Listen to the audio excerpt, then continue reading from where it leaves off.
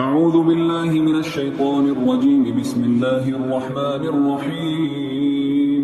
ألف لام ميم.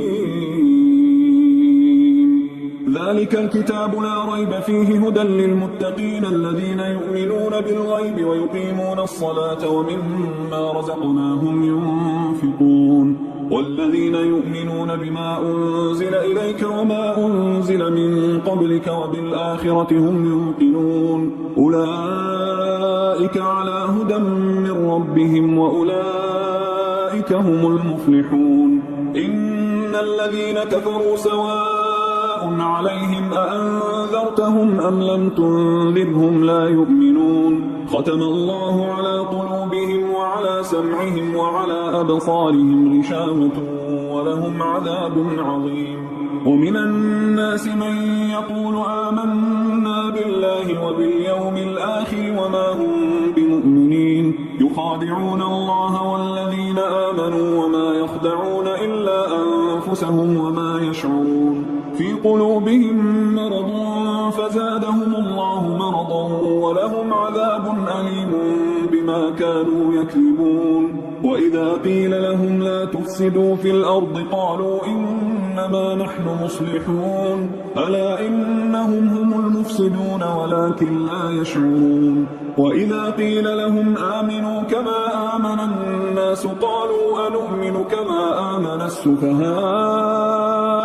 ألا إنهم هم السفهاء ولكن لا يعلمون. وإذا لقوا الذين آمنوا قالوا آمنا وإذا خلوا إلى شياطينهم قالوا إنا معكم إنما نحن مستهزئون. الله يستهزئ بهم ويمدهم في طغيانهم يعمهون. أولئك الذين اشتروا الضلالة بالهدى فما ربحت تجارتهم وما كانوا مهتدين. مثلهم كمثل الذي استوقد نارا فلما أضاءت ما حوله ذهب الله بنورهم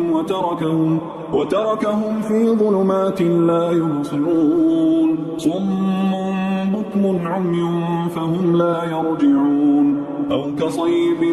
من السماء فيه ظلمات ورعد وبرق يجعلون أصابعهم في آذانهم من الصواعق حذر الموت والله محيط بالكافرين. يكاد البرق يخطف أبصارهم كلما أضاء لهم مشوا فيه وإذا أظلم عليهم قاموا ولو شاء الله لذهب بسمعهم وأبصارهم إن الله على كل شيء قدير. يا أيها الناس اعبدوا ربكم الذي خلقكم والذين من قبلكم لعلكم تتقون. الذي جعل لكم الأرض فراشا والسماء بناء وأنزل من السماء ماء فأخرج به من الثمرات رزقا لكم فلا تجعلوا لله أندادا وأنتم تعلمون. وإن كنتم في ريب مما نزلنا على عبدنا فأتوا بسورة من مثله وادعوا شهداءكم من دون الله إن كنتم صادقين. فإن لم تفعلوا ولن تفعلوا فاتقوا النار التي وقودها الناس والحجارة أعدت للكافرين. وبشر الذين آمنوا وعملوا الصالحات أن لهم جنات تجري من تحتها الأنهار كلما رزقوا منها من ثمرة رزقا قالوا هذا الذي رزقنا من قبل وأتوا به متشابها ولهم فيها أزواج مطهرة وهم فيها خالدون. إن الله لا يستحيي يستحيي أن يضرب مثلا ما بعوضة فما فوقها فأما الذين آمنوا فيعلمون أنه الحق من ربهم وأما الذين كفروا فيقولون ماذا أراد الله بهذا مثلا يضل به كثيرا ويهدي به كثيرا وما يضل به إلا الفاسقين الذين ينقضون عهد الله من بعد ميثاقه ويقطعون ما أمر الله به أن يوصل ويفسدون في الأرض أولئك هم الخاسرون كيف تكفرون بالله وكنتم أمواتا فأحياكم ثم يميتكم ثم يحييكم ثم إليه ترجعون هو الذي خلق لكم ما في الأرض جميعا ثم استوى إلى السماء فسواهن 7 سماوات وهو بكل شيء عليم وإذ قال ربك للملائكة إني جاعل في الأرض خليفة قالوا أتجعل فيها من يفسد فيها ويسفك الدماء ونحن نسبح بحمدك ونقدس لك قال إني أعلم ما لا تعلمون وعلم آدم الأسماء كلها ثم عرضهم على الملائكة فقال أنبئوني بأسماء هؤلاء إن كنتم صادقين قالوا سبحانك لا علم لنا إلا ما علمتنا إنك أنت العليم الحكيم قال يا آدم أنبئهم بأسمائهم فلما أنبأهم بأسمائهم قال ألم أقل لكم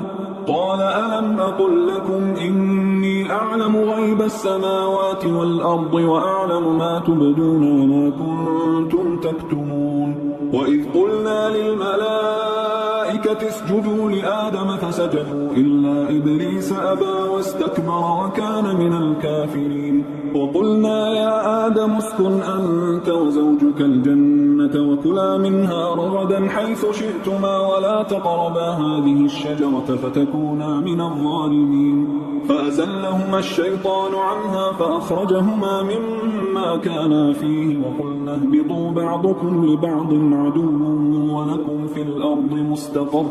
ومتاع إلى حين فتلقى آدم من ربه كلمات فتاب عليه إنه هو التواب الرحيم قلنا اهبطوا منها جميعا فإما يأتينكم مني هدى فمن تبع هداي فلا خوف عليهم ولا هم يحزنون والذين كفروا وكذبوا بآياتنا أولئك أصحاب النار هم فيها خالدون يا بني إسرائيل اذكروا نعمتي التي أنعمت عليكم وأوفوا بعهدي أوف بعهدكم وإياي فارهبون وآمنوا بما أنزلت مصدقا لما معكم ولا تكونوا أول كافر به ولا تشتروا بآياتي ثمنا قليلا وإياي فاتقون ولا تلبسوا الحق بالباطل وتكتموا الحق وأنتم تعلمون وأقيموا الصلاة وآتوا الزكاة واركعوا مع الراكعين أتأمرون الناس بالبر وتنسون أنفسكم وأنتم تتلون الكتاب أفلا تعقلون واستعينوا بالصبر والصلاة وإنها لكبيرة إلا على الخاشعين الذين يظنون أنهم ملاقو ربهم وأنهم إليه راجعون يا بني إسرائيل اذكروا نعمتي التي أنعمت عليكم وأني فضلتكم على العالمين واتقوا يوما لا تجزي نفس عن نفس شيئا ولا يقبل منها شفاعة ولا يؤخذ منها عدل ولا هم ينصرون وإذ نجيناكم من آل فرعون يسومونكم سوء العذاب يذبحون أبناءكم ويستحيون نساءكم وفي ذلكم بلاء من ربكم عظيم وإذ فرقنا بكم البحر فأنجيناكم وأغرقنا آل فرعون وأنتم تنظرون وإذ واعدنا موسى 40 ليلة ثم اتخذتم العجل من بعده وأنتم ظالمون ثم عفونا عنكم من بعد ذلك لعلكم تشكرون وإذ آتينا موسى الكتاب والفرقان لعلكم تهتدون وإذ قال موسى لقومه يا قوم إنكم ظلمتم أنفسكم باتخاذكم العجل فتوبوا إلى بارئكم فاقتلوا أنفسكم ذلكم خير لكم عند بارئكم فتاب عليكم إنه هو التواب الرحيم وإذ قلتم يا موسى لن نؤمن لك حتى نرى الله جهرة فأخذتكم الصاعقة وأنتم تنظرون ثم بعثناكم من بعد موتكم لعلكم تشكرون وظللنا عليكم الغمام وأنزلنا عليكم المن والسلوى كلوا من طيبات ما رزقناكم وما ظلمونا ولكن كانوا أنفسهم يظلمون وإذ قلنا ادخلوا هذه القرية فكلوا منها حيث شئتم رغدا وادخلوا الباب سجدا وقولوا حطة نغفر لكم خطاياكم وسنزيد المحسنين فبدل الذين ظلموا قولا غير الذي قيل لهم فأنزلنا على الذين ظلموا رجزا من السماء بما كانوا يفسقون وإذ استسقى موسى لقومه فقلنا اضرب بعصاك الحجر فانفجرت منه 12 عينا قد علم كل أناس مشربهم كلوا واشربوا من رزق الله ولا تعثوا في الأرض مفسدين وإذ قلتم يا موسى لن نصبر على طعام واحد فادع لنا ربك يخرج لنا مما تنبت الأرض من بقلها وقثائها وفومها وعدسها وبصلها قال أتستبدلون الذي هو أدنى بالذي هو خير اهبطوا مصرا فإن لكم ما سألتم وضربت عليهم الذلة والمسكنة وباءوا بغضب من الله ذلك بأنهم كانوا يكفرون بآيات الله ويقتلون النبيين بغير الحق ذلك بما عصوا وكانوا يعتدون إن الذين آمنوا والذين هادوا والنصارى والصابئين من آمن بالله واليوم الآخر وعمل صالحا فلهم أجرهم عند ربهم ولا خوف عليهم ولا هم يحزنون وإذ أخذنا ميثاقكم ورفعنا فوقكم الطور خذوا ما آتيناكم بقوة واذكروا ما فيه لعلكم تتقون ثم توليتم من بعد ذلك فلولا فضل الله عليكم ورحمته لكنتم من الخاسرين ولقد علمتم الذين اعتدوا منكم في السبت فقلنا لهم كونوا قردة خاسئين فجعلناها نكالا لما بين يديها وما خلفها وموعظة للمتقين وإذ قال موسى لقومه إن الله يأمركم أن تذبحوا بقرة قالوا أتتخذنا هزوا قال أعوذ بالله أن أكون من الجاهلين قالوا ادع لنا ربك يبين لنا ما هي قال إنه يقول إنها بقرة لا فارض ولا بكر عوان بين ذلك فافعلوا ما تؤمرون قالوا ادع لنا ربك يبين لنا ما لونها قال إنه يقول إنها بقرة صفراء فاقع لونها تسر الناظرين قالوا ادع لنا ربك يبين لنا ما هي إن البقرة شابه علينا وإنا إن شاء الله لمهتدون قال إنه يقول إنها بقرة لا ذلول تثير الأرض ولا تسقي الحرث مسلمة لا شية فيها قالوا الآن جئت بالحق فذبحوها وما كادوا يفعلون وإذ قتلتم نفسا فادارأتم فيها والله مخرج ما كنتم تكتمون فقلنا اضربوه ببعضها كذلك يحيي الله الموتى ويريكم آياته لعلكم تعقلون ثم قست قلوبكم من بعد ذلك فهي كالحجارة أو أشد قسوة وإن من الحجارة لما يتفجر منه الأنهار وإن منها لما يشقق فيخرج منه الماء وإن منها لما يهبط من خشية الله وما الله بغافل عما تعملون أفتطمعون أن يؤمنوا لكم وقد كان فريق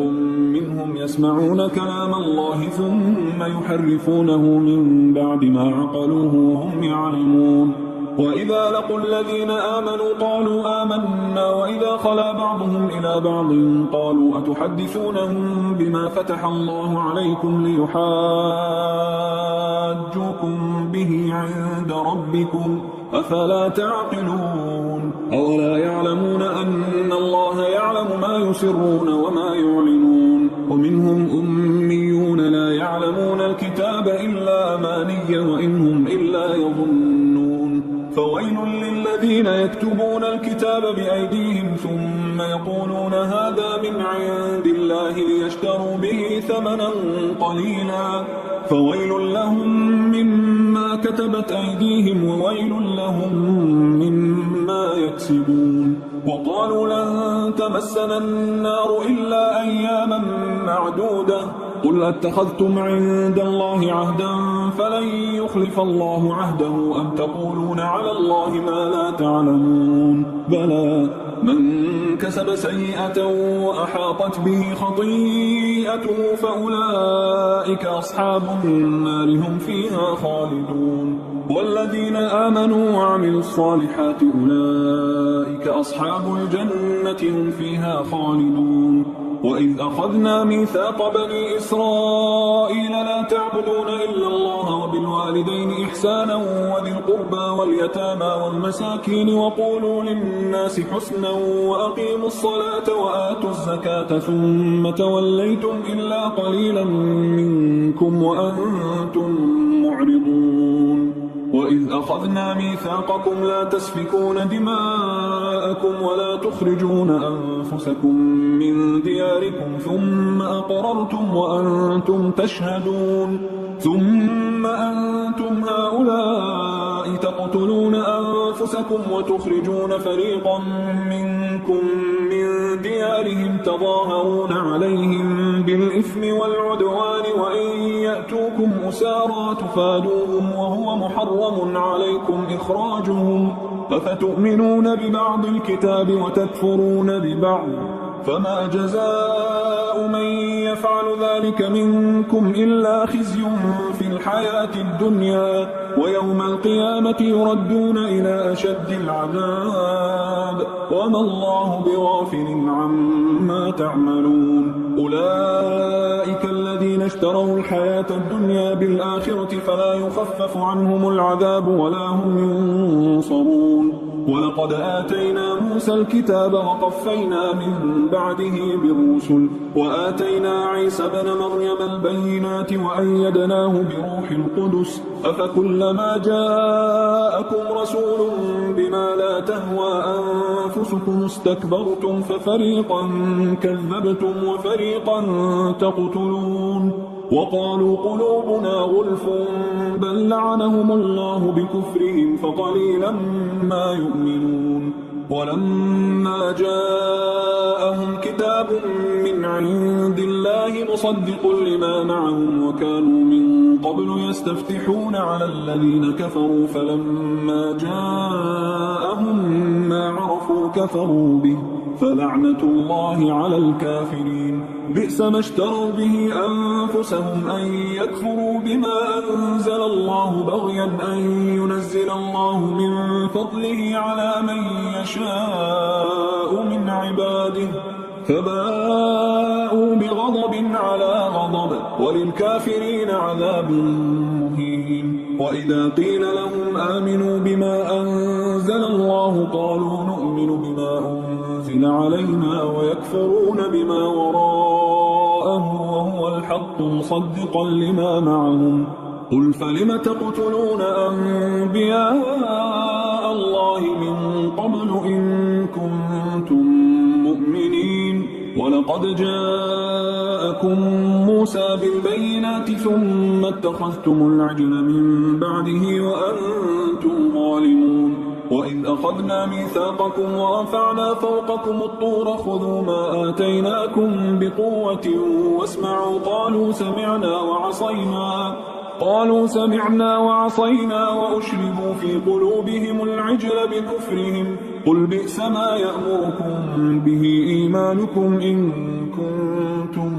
مؤمنين قل إن كانت لكم الدار الآخرة عند الله خالصة من دون الناس فتمنوا الموت إن كنتم صادقين ولن يتمنوه أبدا بما قدمت أيديهم والله عليم بالظالمين ولتجدنهم أحرص الناس على حياة ومن الذين أشركوا يود أحدهم لو يعمر 1000 سنة وما هو بمزحزحه من العذاب أن يعمر والله بصير بما يعملون قل من كان عدوا لجبريل فإنه نزله على قلبك بإذن الله مصدقا لما بين يديه وهدى وبشرى للمؤمنين من كان عدوا لله وملائكته ورسله وجبريل وميكال فإن الله عدو للكافرين ولقد أنزلنا إليك آيات بينات وما يكفر بها إلا الفاسقون أوكلما عاهدوا عهدا نبذه فريق منهم بل أكثرهم لا يؤمنون ولما جاءهم رسول من عند الله مصدق لما معهم نبذ فريق من الذين أوتوا الكتاب كتاب الله وراء ظهورهم كأنهم لا يعلمون واتبعوا ما تتلو الشياطين على ملك سليمان وما كفر سليمان ولكن الشياطين كفروا يعلمون الناس السحر وما أنزل على الملكين ببابل هاروت وماروت وما يعلمان من أحد حتى يقولا إنما نحن فتنة فلا تكفر فيتعلمون منهما ما يفرقون به بين المرء وزوجه وما هم بضارين به من أحد إلا بإذن الله ويتعلمون ما يضرهم ولا ينفعهم ولقد علموا لمن اشتراه ما له في الآخرة من خلاق ولبئس ما شروا به أنفسهم لو كانوا يعلمون ولو أنهم آمنوا واتقوا لمثوبة من عند الله خير لو كانوا يعلمون يا أيها الذين آمنوا لا تقولوا راعنا وقولوا انظرنا واسمعوا وللكافرين عذاب أليم ما يود الذين كفروا من أهل الكتاب ولا المشركين أن ينزل عليكم من خير من ربكم والله يختص برحمته من يشاء والله ذو الفضل العظيم ما ننسخ من آية أو ننسها نأت بخير منها أو مثلها ألم تعلم أن الله على كل شيء قدير ألم تعلم أن الله له ملك السماوات والأرض وما لكم من دون الله من ولي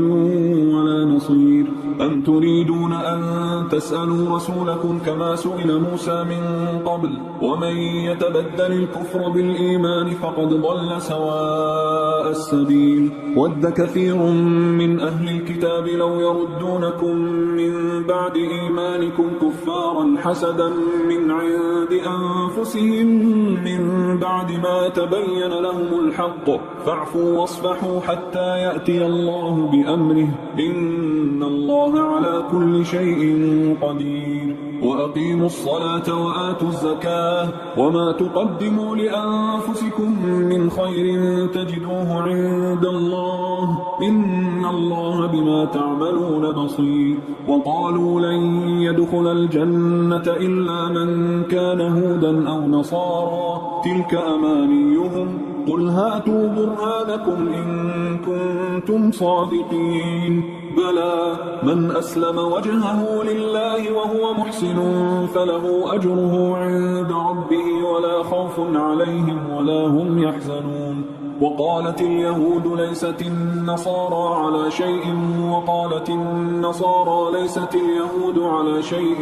وهم يتلون الكتاب كذلك قال الذين لا يعلمون مثل قولهم فالله يحكم بينهم يوم القيامة فيما كانوا فيه يختلفون ومن أظلم ممن منع مساجد الله أن يذكر فيها اسمه وسعى في خرابها أولئك ما كان لهم أن يدخلوها إلا خائفين لهم في الدنيا خزي ولهم في الآخرة عذاب عظيم ولله المشرق والمغرب فأينما تولوا فثم وجه الله إن الله واسع عليم وقالوا اتخذ الله ولدا سبحانه بل له ما في السماوات والأرض كل له قانتون بديع السماوات والأرض وإذا قضى أمرا فإنما يقول له كن فيكون وقال الذين لا يعلمون لولا يكلمنا الله أو تأتينا آية كذلك قال الذين من قبلهم مثل قولهم تشابهت قلوبهم قد بينا الآيات لقوم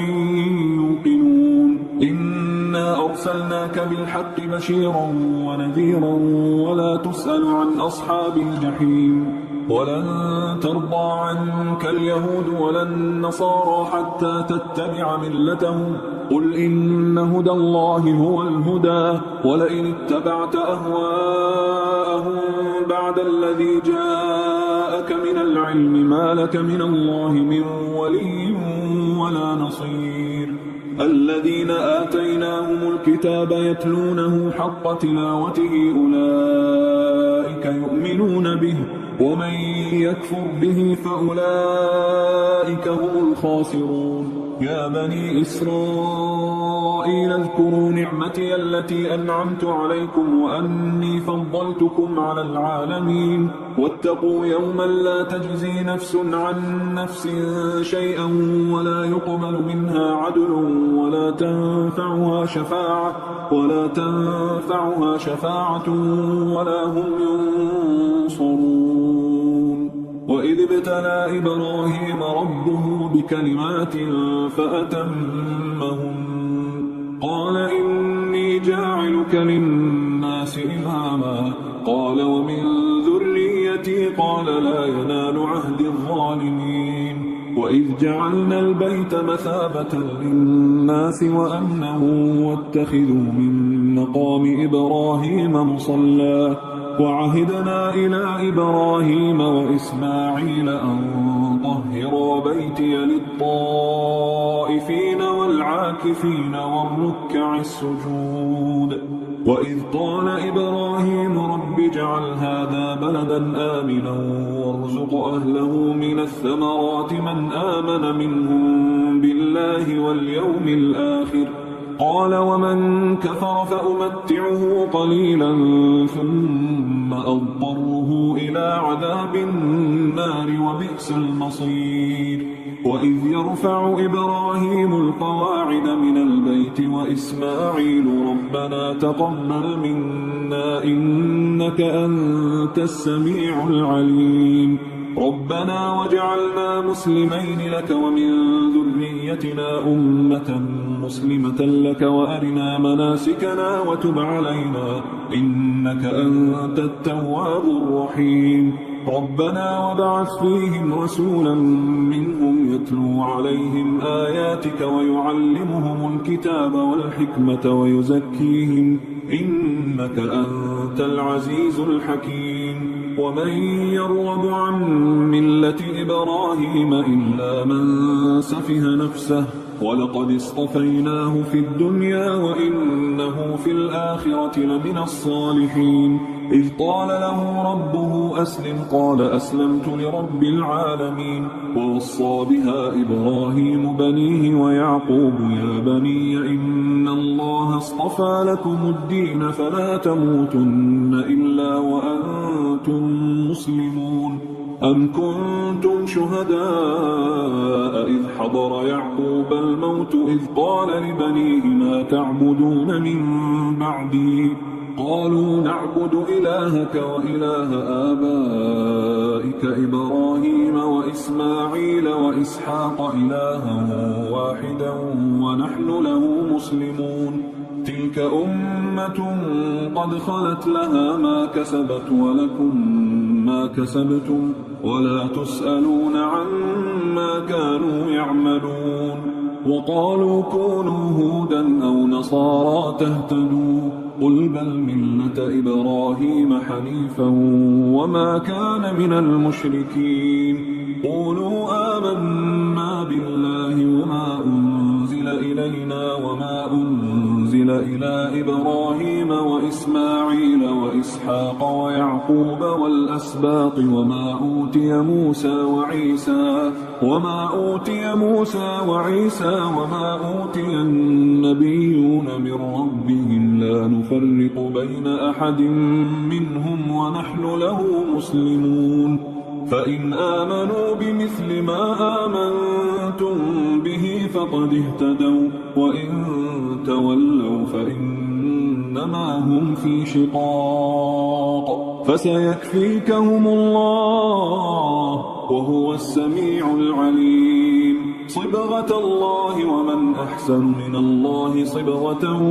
ونحن له عابدون قل أتحاجوننا في الله وهو ربنا وربكم ولنا أعمالنا ولكم أعمالكم ونحن له مخلصون أم تقولون إن إبراهيم وإسماعيل وإسحاق ويعقوب والأسباط كانوا هودا أو نصارى قل أأنتم أعلم أم الله ومن أظلم ممن كتم شهادة عنده من الله وما الله بغافل عما تعملون تلك أمة قد خلت لها ما كسبت ولكم ما كسبتم ولا تسألون عما كانوا يعملون سيقول السفهاء من الناس ما ولاهم عن قبلتهم التي كانوا عليها قل لله المشرق والمغرب يهدي من يشاء إلى صراط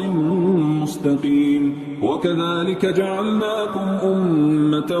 وسطا لتكونوا شهداء على الناس ويكون الرسول عليكم شهيدا وما جعلنا القبلة التي كنت عليها إلا لنعلم من يتبع الرسول ممن ينقلب على عقبيه وإن كانت لكبيرة إلا على الذين هدى الله وما كان الله ليضيع إيمانكم إن الله بالناس لرؤوف رحيم قد نرى تقلب وجهك في السماء فلنولينك قبلة ترضاها فول وجهك شطر المسجد الحرام وحيث ما كنتم فولوا وجوهكم شطره وإن الذين أوتوا الكتاب ليعلمون أنه الحق من ربهم وما الله بغافل عما يعملون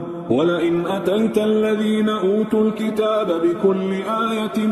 ما تبعوا قبلتك وما أنت بتابع قبلتهم وما بعضهم بتابع قبلة بعض ولئن اتبعت أهواءهم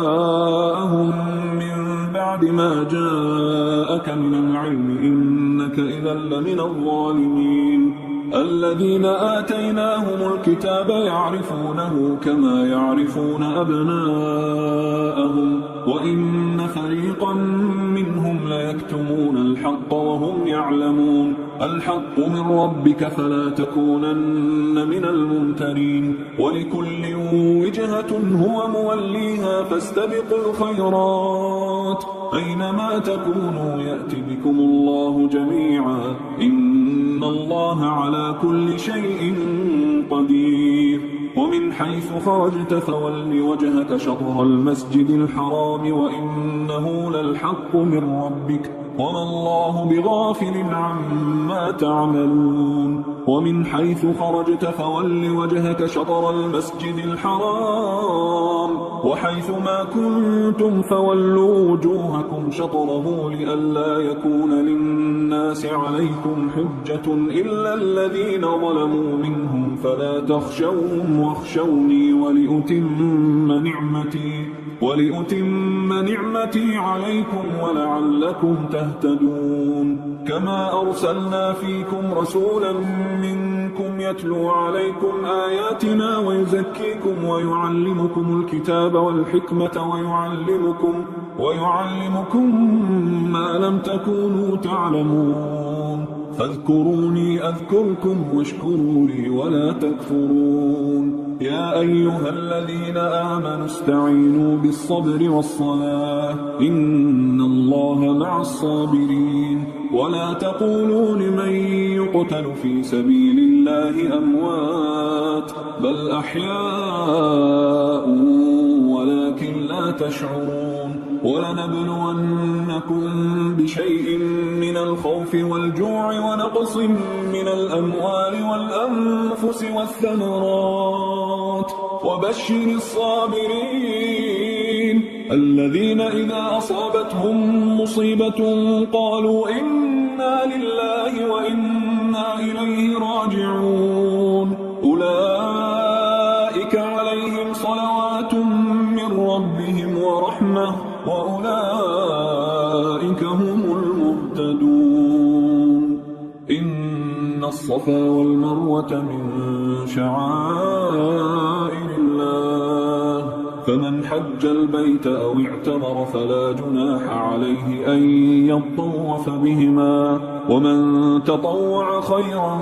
فإن الله شاكر عليم إن الذين يكتمون ما أنزلنا من البينات والهدى من بعد ما بيناه للناس في الكتاب أولئك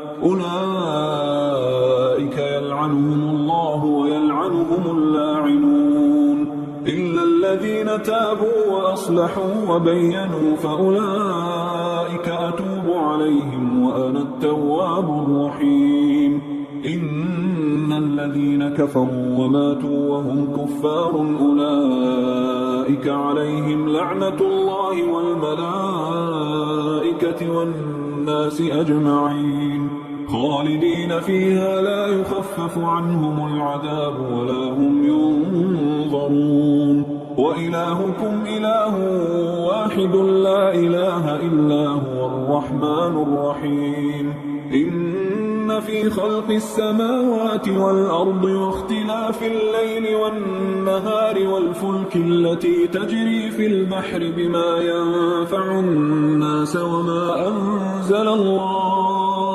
وما أنزل الله من السماء من ماء فأحيا به الأرض بعد موتها وبث فيها من كل دابة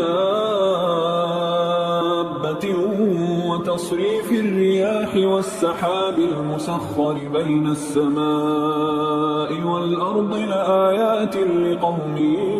يعقلون ومن الناس من يتخذ من دون الله أندادا يحبونهم كحب الله والذين آمنوا أشد حبا لله ولو يرى الذين ظلموا إذ يرون العذاب أن القوة لله جميعا وأن الله شديد العذاب إذ تبرأ الذين اتبعوا من الذين اتبعوا ورأوا العذاب وتقطعت بهم الأسباب وقال الذين اتبعوا لو أن لنا كرة فنتبرأ منهم كما تبرأوا منا كذلك يريهم الله أعمالهم حسرات عليهم وما هم بخارجين من النار يا أيها الناس كلوا مما في الأرض حلالا طيبا ولا تتبعوا خطوات الشيطان إنه لكم عدو مبين إنما يأمركم بالسوء والفحشاء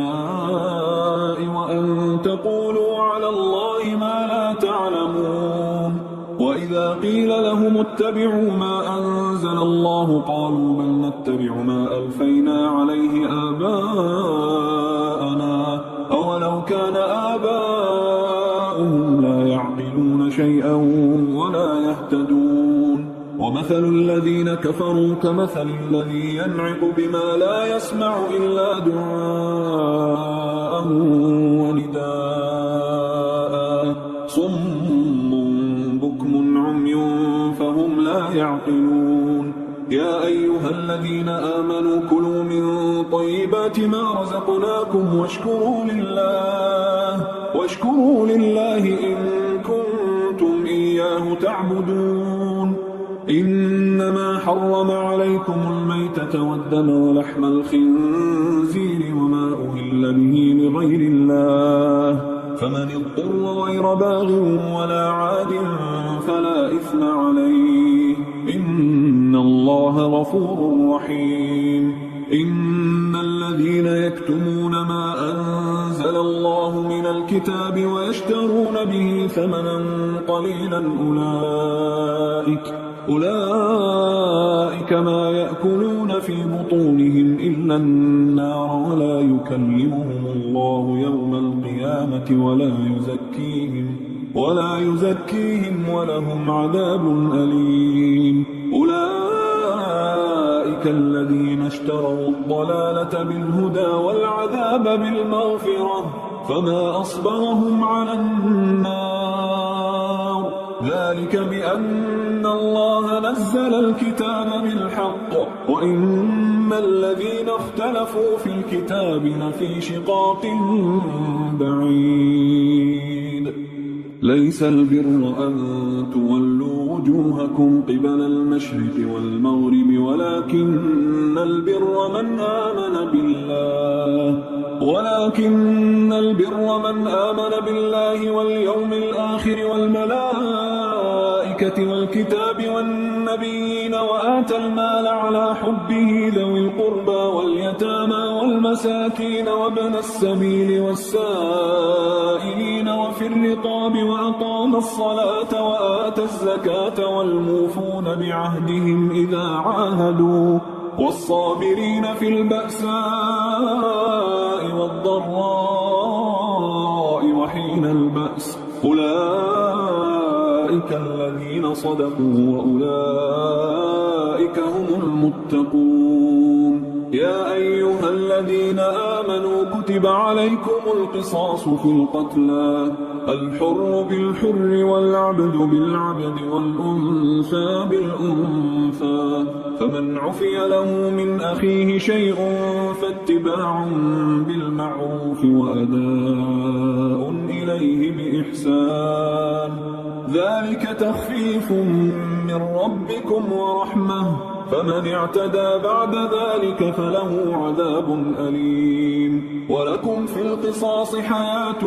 يا أولي الألباب لعلكم تتقون كتب عليكم إذا حضر أحدكم الموت إن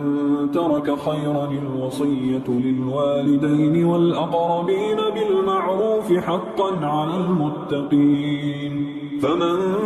بدله بعدما سمعه فإنما إثمه على الذين يبدلونه إن الله سميع عليم فمن خاف من موص جنفا أو إثما فأصلح بينهم فلا إثم عليه إن الله غفور رحيم.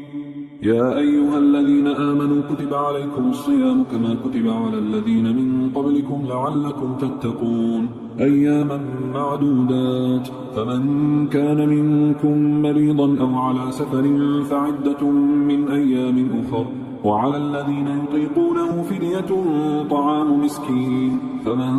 تطوع خيرا فهو خير له، وأن تصوموا خير لكم إن كنتم تعلمون. شهر رمضان الذي أنزل فيه القرآن هدى للناس وبينات من الهدى والفرقان، فمن شهد منكم الشهر فليصم، ومن كان مريضا أو على سفر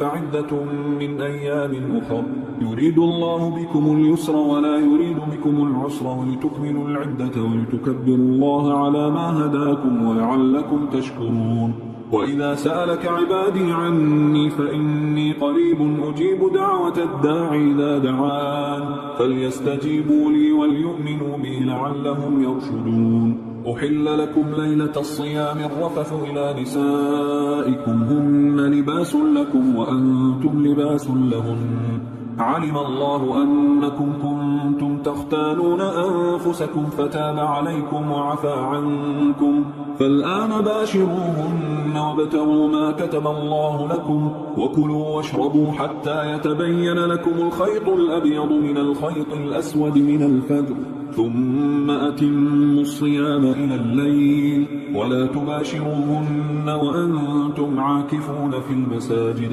تلك حدود الله فلا تقربوها، كذلك يبين الله آياته للناس لعلهم يتقون. ولا تأكلوا أموالكم بينكم بالباطل وتدلوا بها إلى الحكام لتأكلوا فريقا من أموال الناس بالإثم وأنتم تعلمون. يسألونك عن الأهلة قل هي مواقيت للناس والحج، وليس البر بأن تأتوا البيوت من ظهورها ولكن البر من اتقى، وأتوا البيوت من أبوابها واتقوا الله لعلكم تفلحون. وقاتلوا في سبيل الله الذين يقاتلونكم ولا تعتدوا إن الله لا يحب المعتدين. وقتلوهم حيث ثقفتموهم وأخرجوهم من حيث أخرجوكم والفتنة أشد من القتل، ولا تقاتلوهم عند المسجد الحرام حتى يقاتلوكم فيه، فإن قاتلوكم فاقتلوهم، كذلك جزاء الكافرين، فإن انتهوا فإن الله غفور رحيم. وقاتلوهم حتى لا تكون فتنة ويكون الدين لله، فإن انتهوا فلا عدوان إلا على الظالمين. الشهر الحرام بالشهر الحرام والحرمات قصاص، فمن اعتدى عليكم فاعتدوا عليه بمثل ما اعتدى عليكم، واتقوا الله واعلموا أن الله مع المتقين. وأنفقوا في سبيل الله ولا تلقوا بأيديكم إلى التهلكة وأحسنوا إن الله يحب المحسنين. وأتموا الحج والعمرة لله، فإن أحصرتم فما استيسر من الهدي، ولا تحلقوا رؤوسكم حتى يبلغ الهدي محله، فمن كان منكم مريضا أو به أذى من رأسه ففدية من صيام أو صدقة أو نسك، فإذا أمنتم فمن تمتع بالعمرة إلى الحج فما استيسر من الهدي، فمن لم يجد فصيام 3 أيام في الحج و7 إذا رجعتم، تلك 10 كاملة، ذلك لمن لم يكن أهله حاضر المسجد الحرام. واتقوا الله واعلموا أن الله شديد العقاب. الحج أشهر معلومات، فمن فرض فيهن الحج فلا رفث ولا فسوق ولا جدال في الحج، وما تفعلوا من خير يعلمه الله، وتزودوا فإن خير الزاد التقوى واتقون يا أولي الألباب ليس عليكم جناح أن تبتغوا فضلا من ربكم فإذا أفضتم من عرفات فاذكروا الله عند المشعر الحرام واذكروه كما هداكم وإن كنتم من قبله لمن الضالين ثم أفيضوا من حيث أفاض الناس واستغفروا الله إن الله غفور رحيم فإذا قضيتم مناسككم فاذكروا الله كذكركم آباءكم أو أشد ذكرا فمن الناس من يقول ربنا آتنا في الدنيا وما له في الآخرة من خلاق ومنهم من يقول ربنا آتنا في الدنيا حسنة وفي الآخرة حسنة وقنا عذاب النار أولئك لهم نصيب مما كسبوا والله سريع الحساب واذكروا الله في أيام معدودات فمن تعجل في يومين فلا إثم عليه ومن تأخر فلا إثم عليه لمن اتقى واتقوا الله واعلموا أنكم إليه تحشرون ومن الناس من يعجبك قوله في الحياة الدنيا ويشهد الله على ما في قلبه وهو ألد الخصام وإذا تولى سعى في الأرض ليفسد فيها ويهلك الحرث والنسل والله لا يحب الفساد وإذا قيل له اتق الله أخذته العزة بالإثم فحسبه جهنم ولبئس المهاد ومن الناس من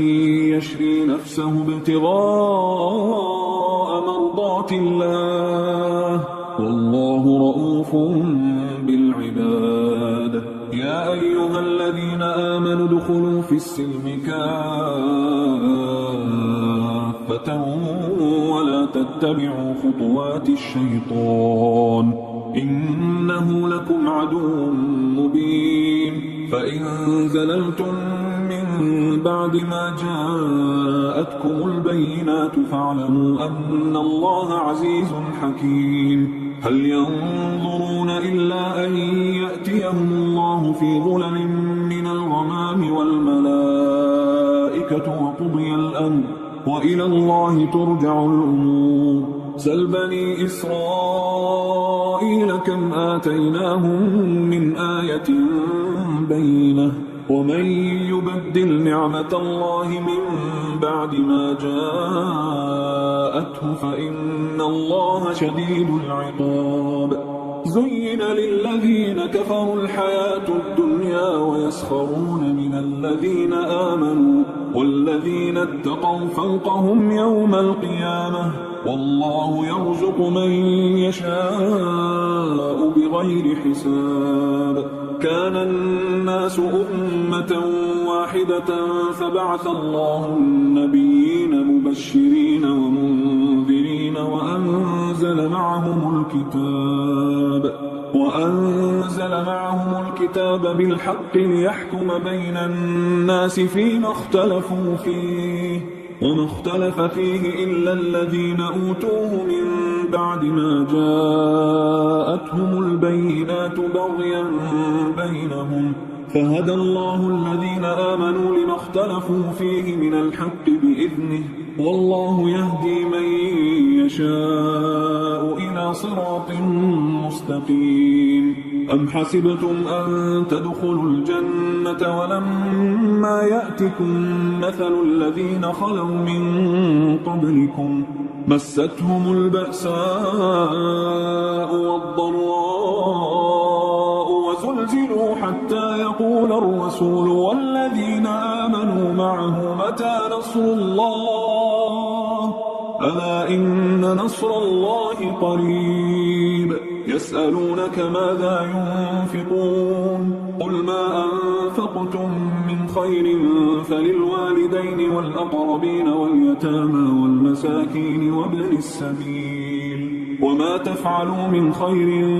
فإن الله به عليم كتب عليكم القتال وهو كره لكم وعسى أن تكرهوا شيئا وهو خير لكم وعسى أن تحبوا شيئا وهو شر لكم والله يعلم وأنتم لا تعلمون يسألونك عن الشهر الحرام قتال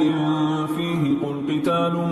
فيه كبير وصد عن سبيل الله وكفر به والمسجد الحرام وإخراج أهله منه أكبر عند الله والفتنة أكبر من القتل ولا يزالون يقاتلونكم حتى يردوكم عن دينكم إن استطاعوا ومن يرتدد منكم عن دينه فيمت وهو كافر فأولئك حبطت أعمالهم في الدنيا والآخرة وأولئك أصحاب النار هم فيها خالدون إن الذين آمنوا والذين هاجروا وجاهدوا في سبيل الله أولئك يرجون رحمة الله والله غفور رحيم يسألونك عن الخمر والميسر قل فيهما إثم كبير ومنافع للناس وإثمهما أكبر من نفعهما ويسألونك ماذا ينفقون قل العفو كذلك يبين الله لكم الآيات لعلكم تتفكرون في الدنيا والآخرة ويسألونك عن اليتامى قل إصلاح لهم خير وإن تخالطوهم فإخوانكم والله يعلم المفسد من المصلح ولو شاء الله لأعنتكم إن الله عزيز حكيم ولا تنكحوا المشركات حتى يؤمنوا ولأمة مؤمنة خير من مشركة ولو أعجبتكم ولا تنكحوا المشركين حتى يؤمنوا ولعبد مؤمن خير من مشرك ولو أعجبكم أولئك يدعون إلى النار والله يدعو إلى الجنة والمغفرة بإذنه ويبين آياته للناس لعلهم يتذكرون ويسألونك عن المحيض قل هو أذى فاعتزلوا النساء في المحيض ولا تقربوهن حتى يطهرن فإذا تطهرن فأتوهن من حيث أمركم الله إن الله يحب التوابين ويحب المتطهرين نساؤكم حرث لكم فأتوا حرثكم أنا شئتم وقدموا لأنفسكم واتقوا الله واعلموا أنكم ملاقوه وبشر المؤمنين ولا تجعلوا الله عرضة لأيمانكم أن تبروا وتتقوا وتصلحوا بين الناس والله سميع عليم لا يؤاخذكم الله باللغو في أيمانكم ولكن يؤاخذكم بما كسبت قلوبكم والله غفور حليم للذين يؤلون من نسائهم تربص 4 أشهر فإن فاءوا فإن الله غفور رحيم وإن عزموا الطلاق فإن الله سميع عليم والمطلقات يتربصن بأنفسهن 3 قروء ولا يحل لهن أن يكتمن ما خلق الله في أرحامهن إن كن يؤمن بالله واليوم الآخر وبعولتهن أحق بردهن في ذلك إن أرادوا إصلاحا ولهن مثل الذي عليهن بالمعروف وللرجال عليهن درجة والله عزيز حكيم الطلاق 2 فإمساكم بمعروف أو تسريح بإحسان ولا يحل لكم أن تأخذوا مما آتيتموهن شيئا إلا أن يخافا ألا يقيما حدود الله فإن خفتم ألا يقيما حدود الله فلا جناح عليهما فيما افتدت به تلك حدود الله فلا تعتدوها ومن يتعد حدود الله فأولئك هم الظالمون فإن طلقها فلا تحل له من بعد حتى تنكح زوجا غيره فإن طلقها فلا جناح عليهما أن يتراجعا إن ظنا أن يقيما حدود الله وتلك حدود الله يبينها لقوم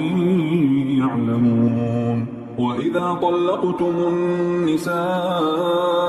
فبلغن أجلهن فأمسكوهن بمعروف أو سرحوهن بمعروف ولا تمسكوهن ضرارا لتعتدوا ومن يفعل ذلك فقد ظلم نفسه ولا تتخذوا آيات الله هزوا واذكروا نعمة الله عليكم وما أنزل عليكم من الكتاب والحكمة يعظكم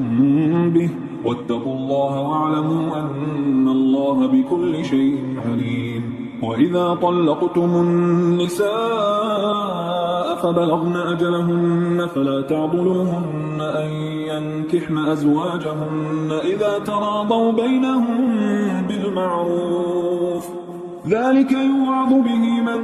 كان منكم يؤمن بالله واليوم الآخر ذلكم أزكى لكم وأطهر والله يعلم وأنتم لا تعلمون والوالدات يرضعن أولادهن حولين كاملين لمن أراد أن يتم الرضاعة وعلى المولود له رزقهن وكسوتهن بالمعروف لا تكلف نفس إلا وسعها لا تضار والدة بولدها ولا مولود له بولده وعلى الوارث مثل ذلك فإن أرادا فصالا عن تراض منهما وتشاور فلا جناح عليهما وإن أردتم أن تسترضعوا أولادكم فلا جناح عليكم إذا سلمتم ما آتيتم بالمعروف واتقوا الله واعلموا أن الله بما تعملون بصير والذين يتوفون منكم ويذرون أزواجا يتربصن بأنفسهن 4 أشهر وعشرا فإذا بلغن أجلهن فلا جناح عليكم فيما فعلن في أنفسهن بالمعروف والله بما تعملون خبير ولا جناح عليكم فيما عرضتم به من خطبة النساء أو أكننتم في أنفسكم علم الله أنكم ستذكرونهن ولكن لا تواعدوهن سرا إلا أن تقولوا قولا معروفا ولا تعزموا عقدة النكاح حتى يبلغ الكتاب أجله واعلموا أن الله يعلم ما في أنفسكم فاحذروه واعلموا أن الله غفور حليم لا جناح عليكم إن طلقتم النساء ما لم تمسوهن أو تفرضوا لهن فريضة ومتعوهن على الموسع قدره وعلى المقتر قدره متاعا بالمعروف حقا على المحسنين وإن طلقتموهن من قبل أن تمسوهن وقد فرضتم لهن فريضة فنصف ما فرضتم إلا أن يعفون أو يعفو الذي بيده عقدة النكاح وأن تعفوا أقرب للتقوى ولا تنسوا الفضل بينكم إن الله بما تعملون بصير حافظوا على الصلوات والصلاة الوسطى وقوموا لله قانتين فإن خفتم فرجالا أو ركبانا فإذا أمنتم فاذكروا الله كما علمكم ما لم تكونوا تعلمون والذين يتوفون منكم ويذرون أزواجا وصية لأزواجهم متاعا إلى الحول غير إخراج فإن خرجن فلا جناح عليكم فيما فعلن في أنفسهن من معروف والله عزيز حكيم وللمطلقات متاع بالمعروف حقا على المتقين كذلك يبين الله لكم آياته لعلكم تعقلون ألم تر إلى الذين خرجوا من ديارهم وهم ألوف حذر الموت فقال لهم الله موتوا ثم أحياهم إن الله لذو فضل على الناس ولكن أكثر الناس لا يشكرون وقاتلوا في سبيل الله واعلموا أن الله سميع عليم. من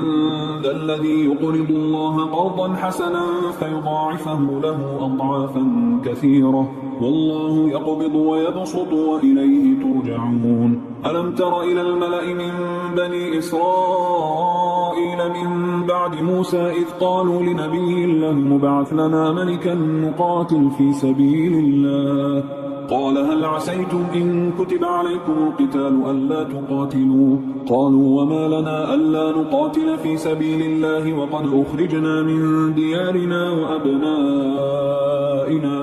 فلما كتب عليهم القتال تولوا إلا قليلا منهم والله عليم بالظالمين. وقال لهم نبيهم إن الله قد بعث لكم طالوت ملكا قالوا أنى يكون له الملك علينا ونحن أحق بالملك منه ولم يؤت سعة من المال قال إن الله اصطفاه عليكم وزاده بسطة في العلم والجسم والله يؤتي ملكه من يشاء والله واسع عليم. وقال لهم نبيهم إن آية ملكه أن يأتيكم التابوت فيه سكينة من ربكم وبقية مما ترك آل موسى وآل هارون تحمله الملائكة إن في ذلك لآية لكم إن كنتم مؤمنين. فلما فصل طالوت بالجنود قال إن الله مبتليكم بنهر فمن شرب منه فليس مني ومن لم يطعمه فإنه مني إلا من اغترف غرفة بيده فشربوا منه إلا قليلا منهم فلما جاوزه هو والذين آمنوا معه قالوا لا طاقة لنا اليوم بجالوت وجنوده قال الذين يظنون أنهم ملاقوا الله كم من فئة قليلة غلبت فئة كثيرة بإذن الله والله مع الصابرين. ولما برزوا لجالوت وجنوده قالوا ربنا أفرغ علينا صبرا وثبت أقدامنا وانصرنا على القوم الكافرين فهزموهم بإذن الله. وقتل داود جالوت وآتاه الله الملك والحكمة وعلمه مما يشاء ولولا دفع الله الناس بعضهم ببعض لفسدت الأرض ولكن الله ذو فضل على العالمين. تلك آيات الله نتلوها عليك بالحق وإنك لمن المرسلين. تلك الرسل فضلنا بعضهم على بعض منهم من كلم الله ورفع بعضهم درجات وآتينا عيسى ابن مريم البينات وأيدناه بروح القدس ولو شاء الله ما اقتتل الذين من بعدهم من بعد ما جاءتهم البينات ولكن اختلفوا فمنهم من آمن ومنهم من كفر ولو شاء الله ما اقتتلوا ولكن الله يفعل ما يريد. يا أيها الذين آمنوا أنفقوا مما رزقناكم من قبل أن يأتي يوم لا بيع فيه ولا خلة ولا شفاعة والكافرون هم الظالمون. الله لا إله إلا هو الحي القيوم لا تأخذه سنة ولا نوم له ما في السماوات وما في الأرض من ذا الذي يشفع عنده إلا بإذنه يعلم ما بين أيديهم وما خلفهم ولا يحيطون بشيء من علمه إلا بما شاء وسع كرسيه السماوات والأرض ولا يؤوده حفظهما وهو العلي العظيم. لا إكراه في الدين قد تبين الرشد من الغي فمن يكفر بالطاغوت ويؤمن بالله فقد استمسك بالعروة الوثقى لا انفصام لها والله سميع عليم. الله ولي الذين آمنوا يخرجهم من الظلمات إلى النور والذين كفروا أولياؤهم الطاغوت يخرجونهم من النور إلى الظلمات أولئك أصحاب النار هم فيها خالدون. ألم تر إلى الذي حاج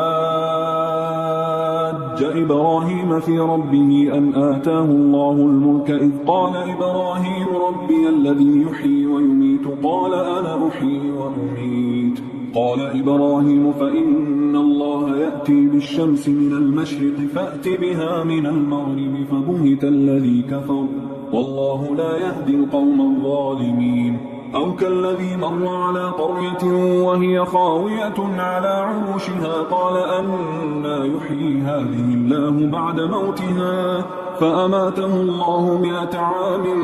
ثم بعثه قال كم لبثت قال لبثت يوما أو بعض يوم قال بل لبثت 100 عام فانظر إلى طعامك وشرابك لم يتسنه وانظر إلى حمارك ولنجعلك آية للناس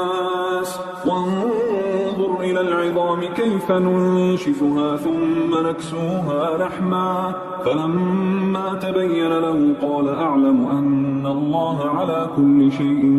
قدير وإذ قال إبراهيم رب أرني كيف تحيي الموتى قال أولم تؤمن قال بلى ولكن ليطمئن قلبي قال فخذ 4 من الطير فصرهن إليك ثم اجعل على كل جبل منهن جزءا ثم ادعهن يأتينك سعيا واعلم أن الله عزيز حكيم مثل الذين ينفقون أموالهم في سبيل الله كمثل حبة أنبتت 7 سنابل في كل سنبلة 100 حبة والله يضاعف لمن يشاء والله واسع عليم الذين ينفقون أموالهم في سبيل الله ثم لا يتبعون ما أنفقوا منا ولا أذى لهم أجرهم عند ربهم ولا خوف عليهم ولا هم يحزنون قول معروف ومغفرة خير من صدقة يتبعها أذى والله غني حليم يا أيها الذين آمنوا لا تبطلوا صدقاتكم بالمن والأذى كالذي ينفق ماله رئاء الناس ولا يؤمن بالله واليوم الآخر فمثله كمثل صفوان عليه تراب فأصابه وابل فتركه صلدا لا يقدرون على شيء مما كسبوا والله لا يهدي القوم الكافرين ومثل الذين ينفقون أموالهم ابتغاء مرضات الله وتثبيتا من أنفسهم كمثل جنة بربوة أصابها وابل فآتت أكلها ضعفين فإن لم يصبها وابل فطل والله بما تعملون بصير أيود أحدكم أن تكون له جنة من نخيل وأعناب تجري من تحتها الأنهار له فيها من كل الثمرات وأصابه الكبر وله ذرية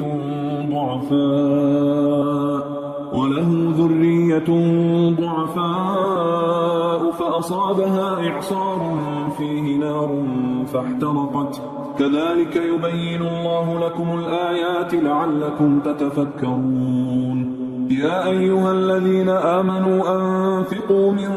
طيبات ما كسبتم ومما أخرجنا لكم من الأرض ولا تيمموا الخبيث منه تنفقون ولستم بآخذيه إلا أن تغمضوا فيه واعلموا أن الله غني حميد الشيطان يعدكم الفقر ويأمركم بالفحشاء والله يعدكم مغفرة منه وفضلا والله واسع عليم يؤتي الحكمة من يشاء ومن يؤت الحكمة فقد أوتي خيرا كثيرا وما يذكر إلا أولو الألباب وما أنفقتم من نفقة أو نذرتم من نذر فإن الله يعلمه وما للظالمين من أنصار إن تبدوا الصدقات فنعما هي وإن تخفوها وتؤتوها الفقراء فهو خير لكم ويكفر عنكم من سيئاتكم والله بما تعملون خبير ليس عليك هداهم ولكن الله يهدي من يشاء وما تنفقوا من خير فلأنفسكم وما تنفقون إلا ابتغاء وجه الله وما تنفقوا من خير يوفى إليكم وأنتم لا تظلمون للفقراء الذين أحصروا في سبيل الله لا يستطيعون ضربا في الأرض يحسبهم الجاهل أغنياء من التعفف تعرفهم بسيماهم لا يسألون الناس إلحافا وما تنفقوا من خير فإن الله به عليم الذين ينفقون أموالهم بالليل والنهار سرا وعلانية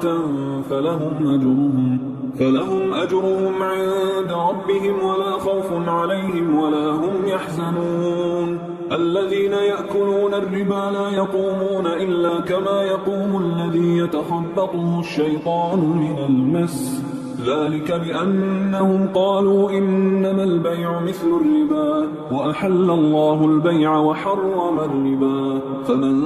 جاءه موعظة من ربه فانتهى فله ما سلف وأمره إلى الله ومن عاد فأولئك أصحاب النار هم فيها خالدون يمحق الله الربا ويربي الصدقات والله لا يحب كل كفار أثيم إن الذين آمنوا وعملوا الصالحات وأقاموا الصلاة وآتوا الزكاة لهم أجرهم عند ربهم ولا خوف عليهم ولا هم يحزنون يا أيها الذين آمنوا اتقوا الله وذروا ما بقي من الربا إن كنتم مؤمنين فإن لم تفعلوا فأذنوا بحرب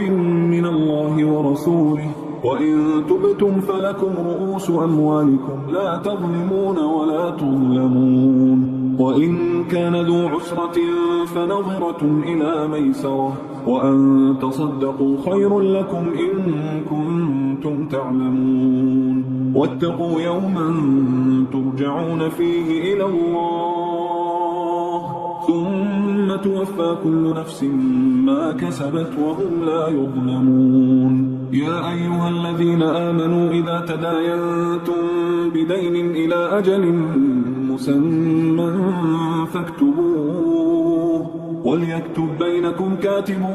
بالعدل ولا يأب كاتب أن يكتب كما علمه الله فليكتب وليملل الذي عليه الحق وليتق الله ربه ولا يبخس منه شيئا فإن كان الذي عليه الحق سفيها أو ضعيفا أو لا يستطيع أن يمله فليملل وليه بالعدل واستشهدوا شهيدين من رجالكم فإن لم يكونا رجلين فرجل وامرأتان ممن ترضون من الشهداء أن تضل إحداهما فتذكر إحداهما الأخرى ولا يأبى الشهداء إذا ما دعوا ولا تسأموا أن تكتبوه صغيرا أو كبيرا إلى أجله ذلكم أقسط عند الله وأقوم للشهادة وأدنى أن لا ترتابوا إلا أن تكون تجارة حاضرة تديرونها بينكم فليس عليكم جناح ألا تكتبوها وأشهدوا إذا تبايعتم ولا يضار كاتب ولا شهيد وإن تفعلوا فإنه فسوق بكم واتقوا الله ويعلمكم الله والله بكل شيء عليم وإن كنتم على سفر ولم تجدوا كاتبا فرهان مقبوضة فإن أمن بعضكم بعضا فليؤدي الذي اؤتمن أمانته وليتق الله ربه ولا تكتموا الشهادة ومن يكتمها فإنه آثم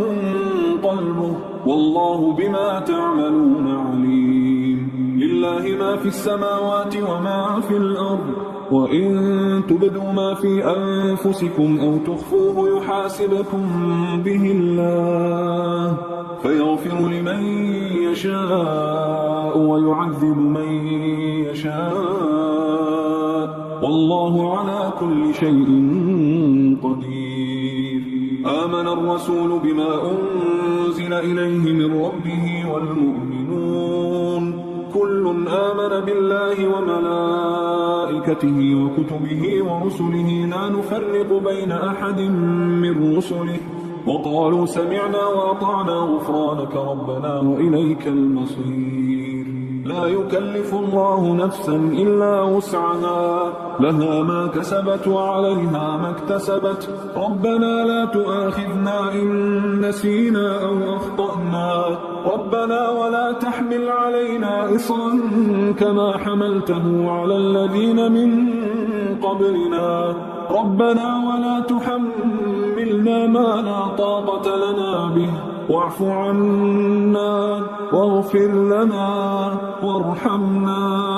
أنت مولانا فانصرنا على القوم الكافرين. حصريا على قارئ القرآن.